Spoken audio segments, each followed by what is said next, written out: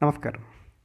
ఈ వీడియో ప్రత్యేకించి కొత్తగా అద్దెంటి కోసం చూసుకునే వాళ్ళకి, ఇంటిలో వాస్తు ప్రాబ్లమ్స్ ఉన్నాయని తెలిసి వెంటనే బాగు చేయించుకోవాలంటే కొంచెం ఇబ్బంది పడే వాళ్ళ కోసం చేసే వీడియో.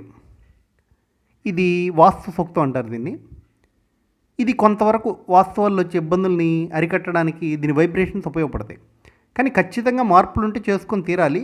కానీ వెంటనే చేయలేని వారి కోసం మాత్రమే ఇది. అలాగే అద్దెంటికి వెళ్ళినప్పుడు అది మనది కాదు కాబట్టి అక్కడ మార్పులు చేయలేం. కానీ అందులో ఉన్ననాళ్ళు దాని ఇబ్బందులు పడాల్సి వస్తుంది వాళ్ళ కోసం కూడా.